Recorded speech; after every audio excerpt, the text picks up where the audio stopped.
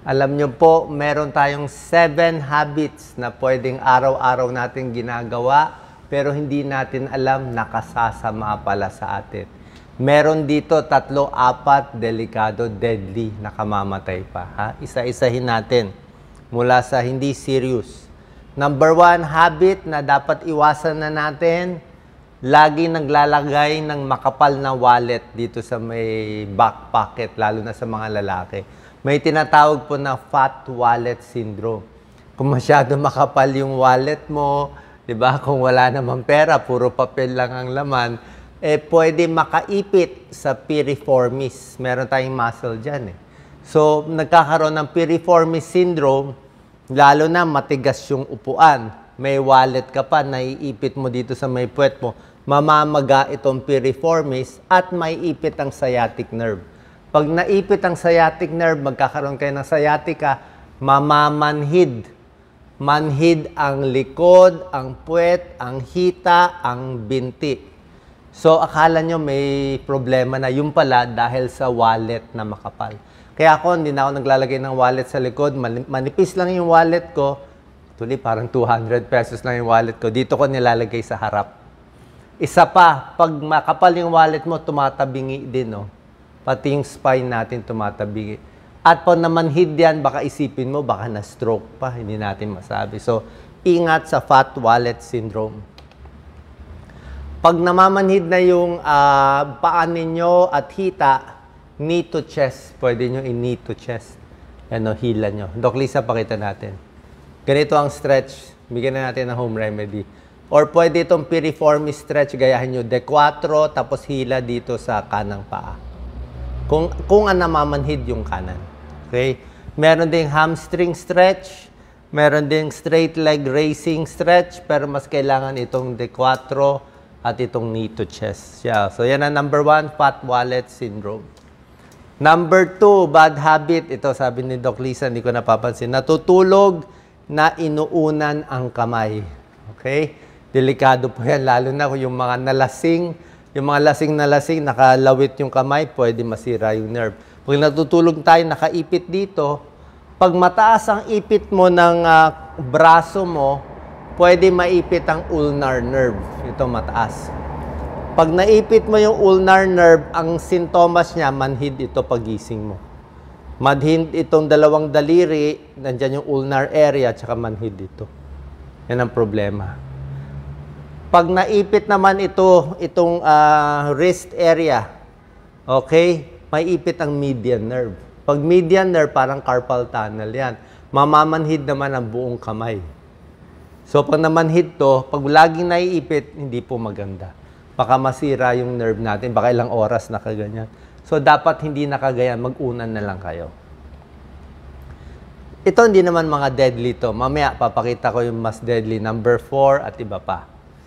Frequent crossing of legs. Lagi kayo naka-cross legs, lalo na sa mga babae. Ilang oras naka-cross legs. Ano problema dito?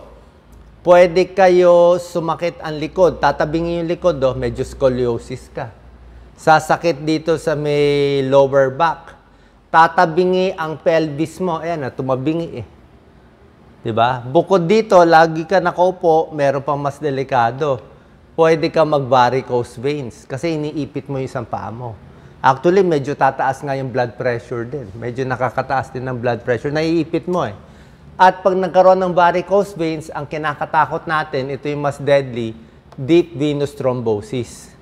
Pag nagbuo ang dugo dito sa may vein, pag nagbuo siya kasi iniipit mo, pwede umakyat sa baga, mahirapan yung baga. Okay? Ingat dito. Kaya galaw-galaw para hindi pumanaw. Dapat after 30 minutes, lakad-lakad tayo. Huwag matagal nakaupo, tsaka huwag na mag-cross legs, di ba? Galaw-galawin yung paa. Number 4, ito na yung deadly. Ito yung delikado. Pag naipit, yung mga galaw natin na pwede mapunit o maipit ang leeg, ang carotid artery. May carotid artery yan, dalawa. Pag naipit yan, nako, mamamatay yung pasyente. Meron ding vertebral artery sa may likod, banda rito, pag naipit, pwede rin ma-stroke. Anong mga gawain natin sa mga lalaki? Necktie. Kaya huwag kayo magsusot ng sobrang sikip na necktie Tapos pag umikot kayo dito, lalo pang sisikip yan, lalo na pag senior. Pag senior na-stroke na, kita mo, dapat open na lagi, maluwag. Tingnan niyo yung mga presidente, di ba? Yung mga may edad na, lagi sila open kasi delikado pag naipit yan. Ang problema kasi pag tumatanda, nagkakaroon ng pagbabara talaga sa mga ugat. So yung carotid artery niya pwedeng barado na 30%, 50% dahil sa cholesterol, smoking, taba, diabetes, high blood, nagbabara na yan. Inipit mo pa ng necktie, pwede siya mag-collapse. Okay?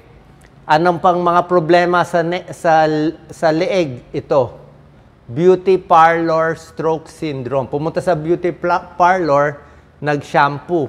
Nakita nyo, dapat yung ulo diretso lang eh. Pag nagsha-shampoo, diretso lang. Na-overextend yung leeg niya. Overextended siya. Pwede mapunit yung vertebral artery niya. Ayan, no? Yan ang mga position na hindi pwede. Nagsha-shampoo, lalo na pag hindi marunong yung nagsha-shampoo o nagmamasahe. Yung iba, nagmamassage na, iniikot-ikot yung ulo. Pag pinihit mo masyado, pwede mapunit, ayan, vertebral artery, naipit. Ayan, pag-ikot. So, pag-ikot masyado, ingat. At isa pang bawal na position, yung pagtingin sa taas, pagtingala masyado. Kailangan ganyan lang. Huwag sobra taas. Kasi pag sobra taas, na-stretch siya. Pag na-stretch itong carotid artery, baka mapunit, lalo na kung matanda na or senior na. So, ingat sa galaw sa leeg. Ayan, tingnan mo to, beauty parlor. Ayan, naipit, kita mo na mula, May mga pasyente, kinakausap ako ng mga neurologist dito, may pasyente sila, nagpamassage, galing beauty parlor, inikot-ikot yung ulo, na-stroke, na ICU. Diba? Mabuti na buhay. Diba? Kaya ingat tayo. Wag na lang magpa-shampoo, lalo na kung yung higaan hindi maganda. So, deadly yan, deadly. Ito, number 5, mahilig sa masikip na maong, di ba? Maganda tingnan, pero pwede maging deadly to. Okay, pag sobra sikip yung maong dito sa hita, sa binti, anong mangyayari? Minsan, kahit mataba tayo, gusto natin sobra sikip para sexy. May nangyari na yan sa ibang bansa. Masikip ang maong niya at ginawa niya, nagtrabaho siya sa bahay. So, pag linis-linis siya, nakasquat siya. So, masikip na, nag-squat pa siya ng mga 30 minutes, ang nangyari, namaga yung paa. Pagka maga yung paa, ayaw na dumalo yung dugo. At nangyari sa kanya, after 1 hour, na-paralyze siya. Hindi na niya maggalaw yung paa niya. Hindi na rin niya matanggal yung maong niya. Ang ginawa niya, parang nag-crawl na lang siya. So, pumunta siya sa kalye at tumawag na lang ng tulong. Nadala siya sa ospital, na ICU itong pasyente, pinunit na lang itong maong niya kasi nga namaga na yun. Namaga yung muscle, naipit yung artery, naipit yung nerve, naipit yung vein. Mabuti hindi naputol yung paa niya. So, wag sobrang sikip. Delikado po yan. Una, manhid. Una, sakit. Mamaya, hindi nyo na matanggal yung maong nyo. Okay? Number 6, ito hindi naman delikado. Ito yung mga kabataan, lagi naka-cellphone, di ba? Ito yung tamang position. Straight yung ulo, nakataas. Okay? Ito yung tamang position. Yan, diretso lang yung ulo. Pag diretso ulo natin, nagse-cellphone, ang bigat ng ulo ay balance sa buong katawan. 10 pounds lang ang bigat ng ulo. Pag nagtungo ka na, pag tinungo mo ng 45 degrees, yung bigat ng ulo mo parang 50 pounds na times 10. Ginanon mo na, subukan nyo. Pag ganyan, kaya mo makatagal na isang oras. Pag ginanyan mo, wala pang 10 minutes, naku, ang bigat na dito. Sasakit na yung batok mo, sasakit na yung likod mo. Diba? Kakapal pa dito sa likod mo. Yan, no? Kaya maraming kabataan may neck pain, may shoulder pain dahil sa cellphone, dahil sa computer. Okay? Forward head. Tsaka makikita mo lagi na nakaganon yung ulo. So, ito po hindi maganda para hindi sumakit katawan. Number 7, ito po deadly. Merong isang area sa mukha natin, tawag dito, deadly triangle. Danger triangle of the face. Ayaw mo magkaroon ng infection dito. Kung meron kang pimple, meron kang gusto tirisin, bawal tirisin pag nandito. Actually, pag nandito sa labas, pwede mo tirisin, kaya lang magpepeklat ka. Pero pag dito sa labas ng deadly triangle mo, pag dito mo pinisil, mamamagalang siya, pwede siya magnana, magpigsa, pero dito lang.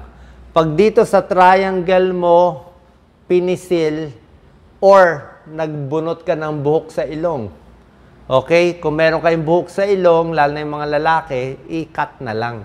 Pag hinila mo siya, nag-infection sa ilong, nag-infection yung pimple mo dito, delikado po kasi itong area natin, connected siya sa utak.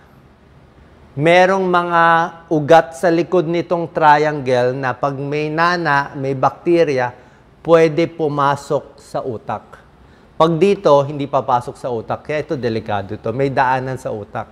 So, dito ka mag-infection, pumunta sa utak, pwede mag-brain abscess, pwede mamatay yung pasyente. Ingat tong danger triangle. Number 8, matagal nakaluhod. Okay? Yung mga sino man lagi nakaluhod, yung mga sa simbahan, di ba? Pwede lumuhod, sandali lang, dapat malambot. Yung lagi naglilinis, okay? Mekaniko, construction worker, yung mga nagtatrabaho, manual, lagi nakaluhod, ano mangyari? Mapupudpud ang tuhod. Pakita mo, Doc Lisa. Lagi nakaluhod yan, mapupudpud siya, oh. Lagi nakaupo, nakaluhod, sapatos hindi maganda, at yung ganitong position, hindi maganda tong lunge, ah.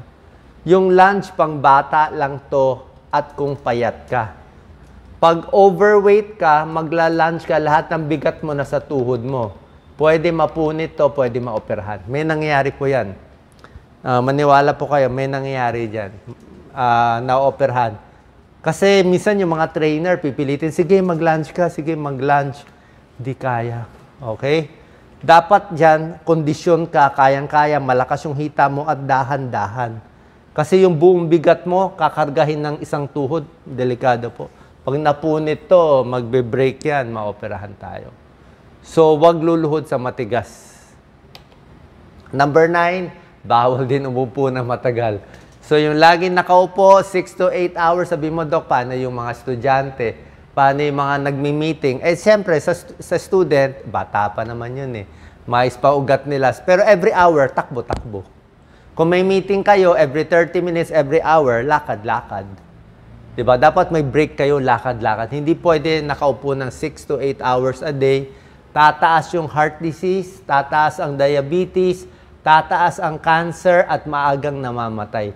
Yung matagal nakaupo. May pag-aaral po yan. Hihina ang tiyan, hihina ang likod, hihina ang baga, maiipit yung mga ugat sa paa. So lahat yan problema. And lastly, bawal umire sa banyo. Okay?